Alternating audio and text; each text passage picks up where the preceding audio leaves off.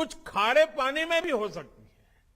यानी देश की अलग अलग परिस्थितियों को ध्यान में रखते हुए इन्हें तैयार किया गया है।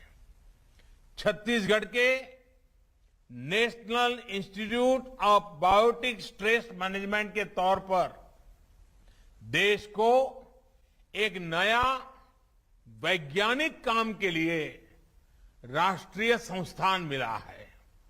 ये संस्थान मौसम और अन्य परिस्थितियों के बदलाव से पैदा हुई चुनौतियां, बायोटिक स्ट्रेस, इससे निपटने में देश के प्रयासों को वैज्ञानिक मार्गदर्शन मिलेगा, वैज्ञानिक सहायताएं मिलेगी और वो बहुत बल देगा।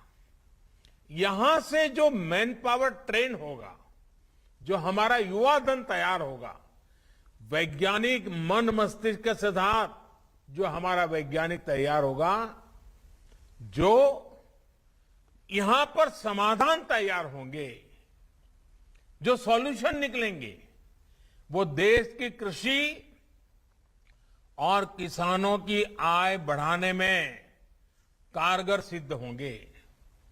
साथियों, हम सभी जानते हैं कि हमारे देश में फसलों का कितना बड़ा हिस्सा कीड़ों की वजह से बर्बाद हो जाता है। इससे किसानों का भी बहुत नुकसान होता है।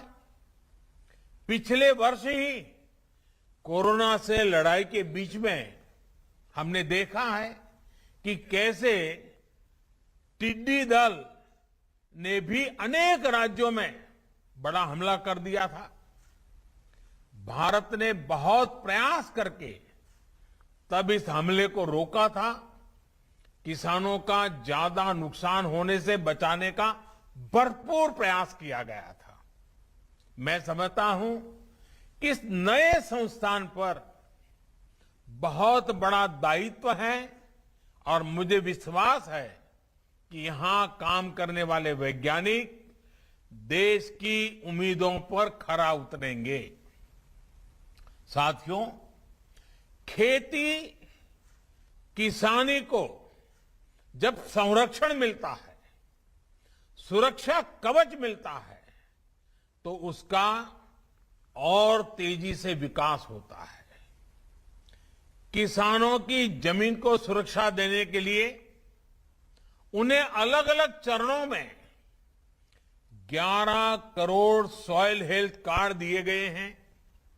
इसकी वजह से किसानों को अपनी जो जमीन है उसकी क्या मर्यादाएं हैं, उस जमीन की क्या शक्ति है, किस प्रकार के बीज बोने से, किस प्रकार की फसल बोने से अधिक लाभ होता है, दवाइयां कौन सी जरूरी पड़ेगी, फर्टिलाइजर कौन सा जरूरी पड़ेगा, ये सारी चीजें उस सॉइल हेल्थ कार्ड के कारण, जमीन की सेहत का पता चलने के कारण, कि इसकी वजह से किसानों को बहुत लाभ हुआ है, उनका खर्चा भी कम हुआ है और उपज भी बढ़ी है।